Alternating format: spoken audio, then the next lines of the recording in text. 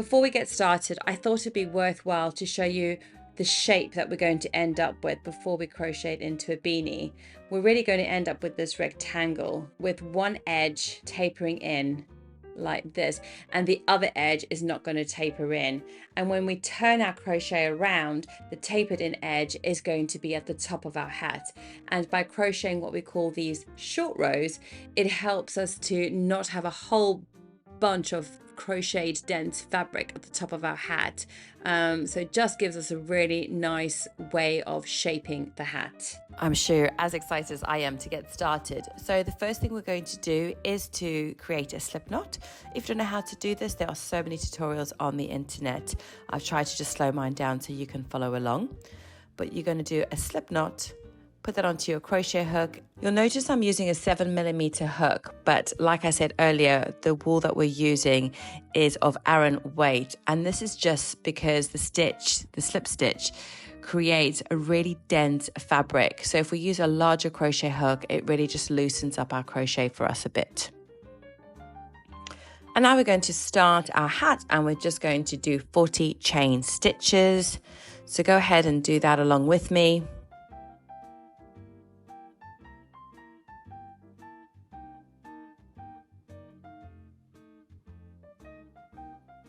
Okay, and we are coming towards the end.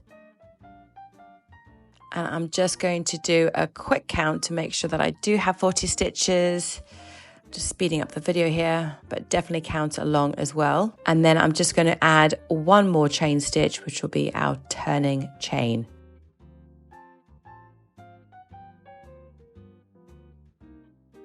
So I just want to show you what a slip stitch is now.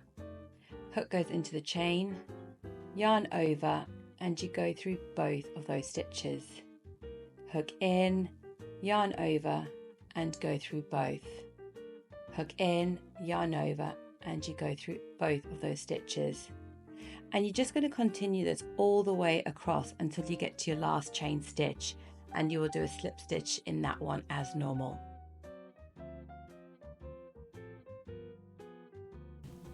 So that's 40 slip stitches done, and as you can see, it's really stretchy. I love using these. I just wanted to show you how I keep my knitting straight. So I put these at the beginning and at the end of every row. So these are stitch markers, and they ensure that I crochet into the first and last stitches to avoid my crochet accidentally decreasing on each edge. So what I'm going to do now is to chain one stitch, and this will be my turning chain. And from now on in, I'm going to be slip stitching into the back loop only. So if I turn my work like this, so you can see all the V's from the row before, those are the stitches that we need to go into, but we need to go into the back loop only, which is that stitch there, that stitch there, and it'll be that stitch, and so on. So if I'm holding my crochet hook normally, these will be the back loops. Whoops, that's a bit of a mistake. Undo that yarn over because we're slip stitching. So the hook goes into the back stitch, and I'm just using my finger to slide that over. Yarn goes over, and we go through 2 stitches. And now I'm going to immediately put my stitch marker into that stitch that I've created, so that I don't forget which is my last stitch when I come on the way back.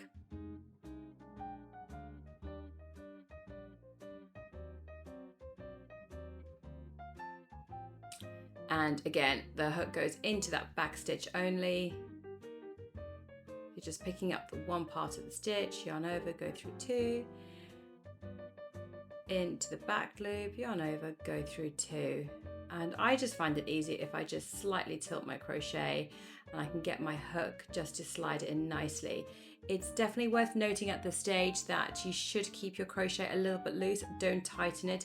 It makes it so much easier to go into those back loops if you just loosen your crocheting for a bit. Remember, it's not these front loops, it's those back ones that you have to crochet into. Okay, so I'm going to carry on ahead, as are you, and I'll meet you when you've just got a couple of stitches left at the end of the row. Okay, so here I have 2 stitches left. You can see I've got one set of V's there, and then my last one is really difficult to see, so that's why I use the stitch marker, but there it is. Bingo, found it. Okay, so you're going to put your crochet hook second to last, and then you're going to stitch that last stitch. Okay, so that's my row complete. I'm now going to do the same thing. I'm going to chain one. I'm going to slip stitch into that very first stitch, yarn over, go through them both, and I'm going to put that stitch marker straight into that stitch, so I know that will now be the end of my row when I come back to it. So we've got one at the beginning and one at the end, and I promise you that will really, really help you. So for the next part, in order to give that hat the sort of shape that tapers in at the top, we're going to do something called crochet short rows. You can see there where my crochet finishes. You can see the distinction between where I've done a short row and where I haven't done a short row. So I've stopped stitching where I'm pointing to now. And that just gives that really nice stretchy top, but it also just brings it in ever so slightly. Okay, so immediately after doing our first row, we're going to do our first short row. And again, we're going to go into the back loops only. So we have 40 stitches, and we're going to crochet up to the 27th stitch, and then we'll stop crocheting. I like to count back 13 stitches from the end, and if you're a fairly new crocheter, I suggest placing a stitch marker in the 13th stitch. Again, this just saves you having to continuously count or making a mistake, because when you get to your stitch marker, you know you need to stop. And now I'm going to crochet up to that stitch marker, remembering to keep my stitches really loose, as it really helps for the next row. Your hook can just slide in.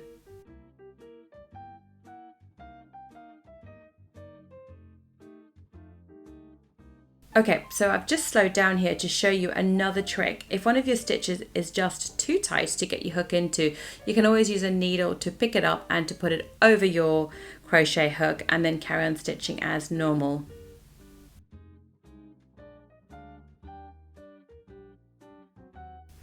So I've reached the stitch marker now, and if you like, you can stop and count back to make sure that you've stitched into 27 stitches like I'm doing here. And amazing, mine were all good. So I'm taking out my marker as I don't need it anymore. And now I'm going to go back. So it's chain one stitch as usual, and then I'm going to slip stitch all the way back to the end to get to that stitch marker.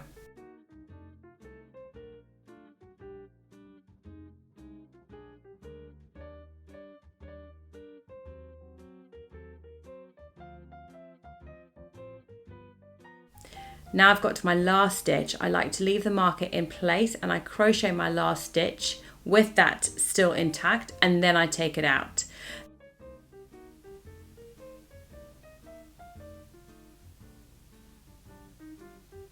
Then I immediately do my one turning chain, and I slip stitch one stitch and put that stitch marker back in there so that that task is complete.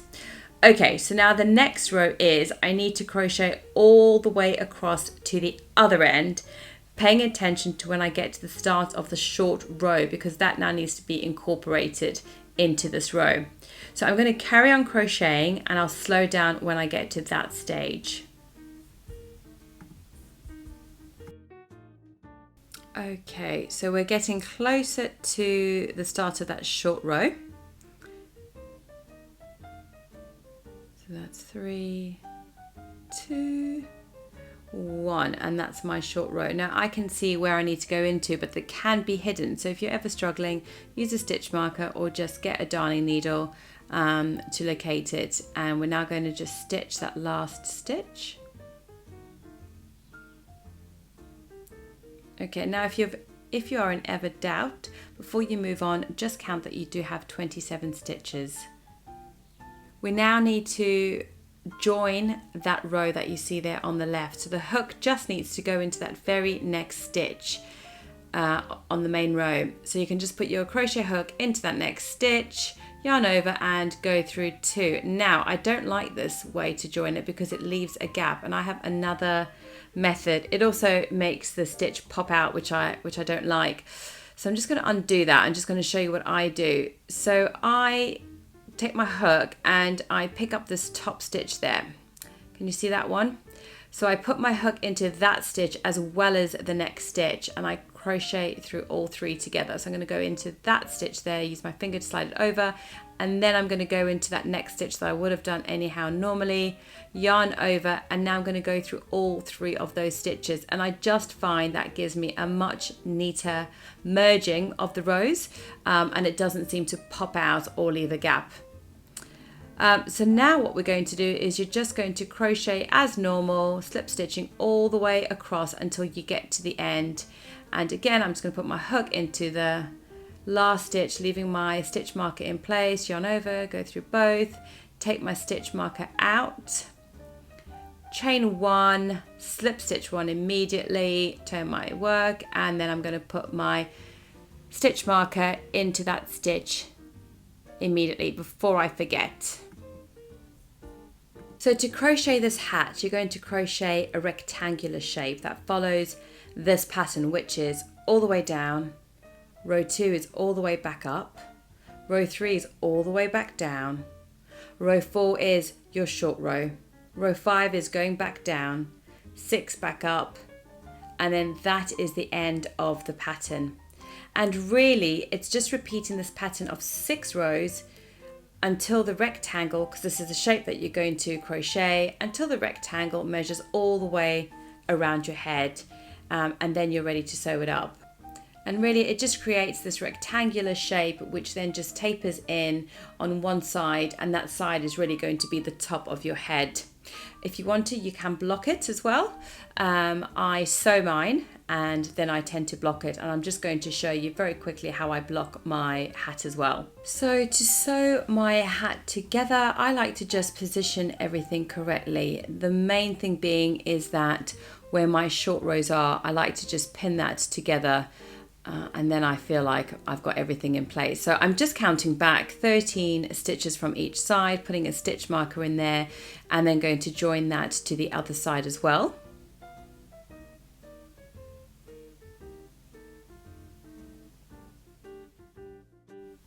So I'm threading up my darning needle, and I have positioned everything nicely.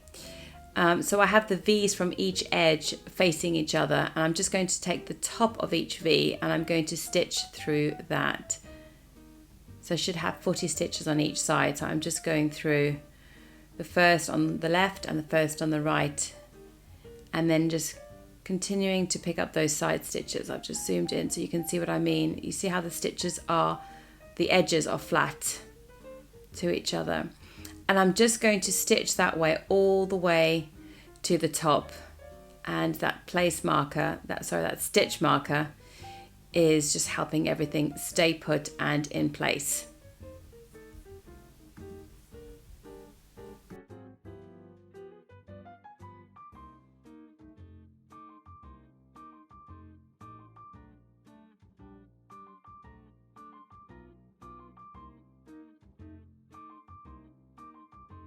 Okay, so I have finished stitching that together, and you can see now how it really resembles the shape of a hat. It's nicely gathered at the top, and it's not, you know, a square rectangle just folded in half and sewn on one edge. It now does need blocking. The edges don't look 100% straight, so I've just gone over to the kitchen and I am blocking it with a steam iron. So the iron doesn't touch the yarn, it's just steaming over it, and as it's wet I'm just positioning the hat in place just to make sure that that bottom edge is nice and straight. Okay, so now I am ready to weave in the ends, and by doing that I'm just fixing up that little gap that you can see, and I'll weave that back through, and that's created a nice straight edge. So I just tend to do 2 or 3 centimeters of weaving in the end, and then I'll just snip off the excess yarn. But that's great. So that's fixed that bottom edge there. Now the top now needs to be gathered. So that length of yarn is about maybe 30 centimeters long, and I'm just going to thread it through the top using really large running stitches. So I'm going to show you how I'm doing that. I'm going through each of the top stitches.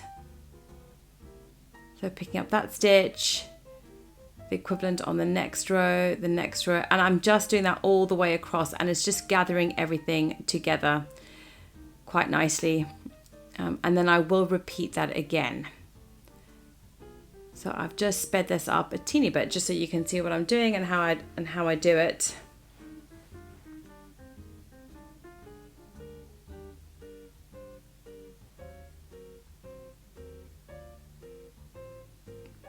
It does take a bit of a while, but it does give it a really nice gather at the top. So it's definitely worth persevering.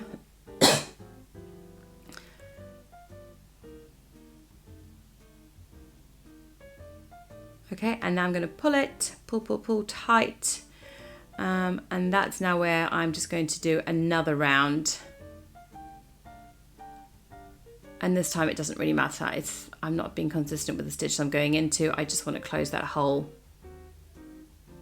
And then I'm just going to knot it at the top.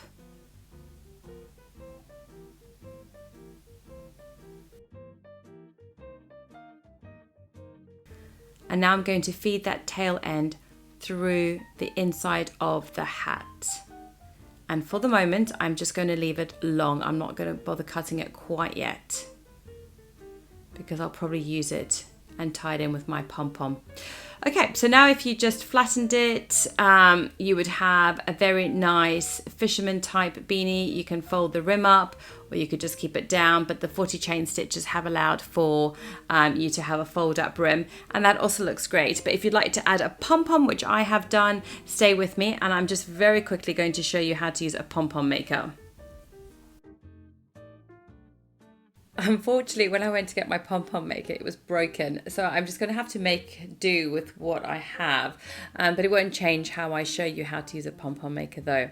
So if I can, I quite like to wrap my yarn around the pom-pom maker using 2 strands of yarn. It really helps it go a lot quicker. And even if you've got 3 strands or 4 strands, if you're able to do that, it will really speed up the process tremendously. The first stage is to just wrap and cover up one half of the pom-pom maker. And I keep going until I barely have an arch, as you can see here. And this is just going to make sure that my pom-pom is nice and full. I do a quick check before I move on to the other side. And as you can see, this little section looks like it needs a bit more yarn, so I'm just going over that and filling it back up.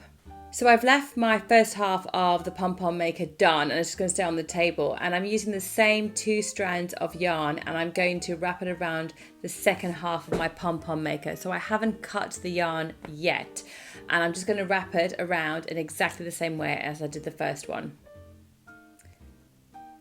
So when both of your pom-pom maker halves are full, you then need to cut the yarn away from the ball.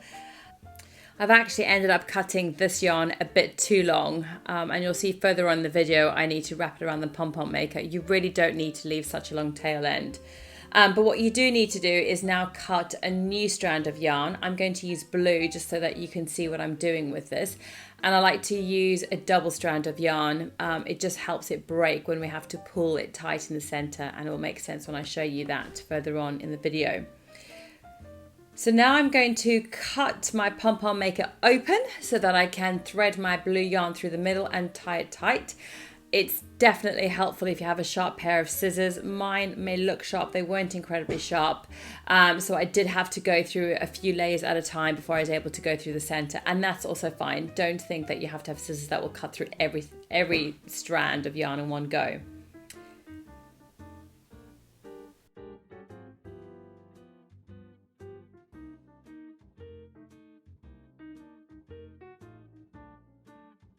And when it's all cut through on both halves of your pom-pom maker, you're just going to tie the center around with your double strand. Mine is a blue yarn with your double strand of yarn. And as you can see, I've knotted it twice. So knot that twice, and then I'm going to pull that tight, and I'm going to repeat it on the other side.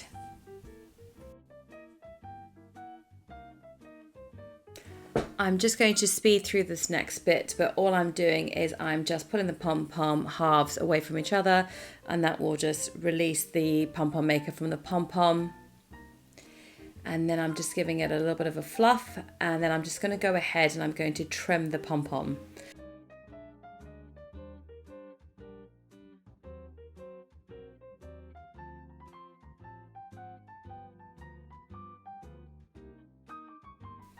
So I'm just clearing away the mess that I've made from trimming that pom-pom. Now that we've got a clear table, we're ready to attach the pom-pom to the beanie. It should be relatively easy now to follow along with the video. You can see I'm just threading those blue yarn ends into either side of that hole of the beanie. I'm then going to tie it in the inside of the hat. I'm also going to get that long strand that we had hanging inside the middle of the hat from the beginning. I'm just going to tie that to the blue yarn as well and weave in all the ends. And then that should be it. You will have a pom-pom beanie hat all made by you. Well done. You've now crocheted your own super toasty warm hat.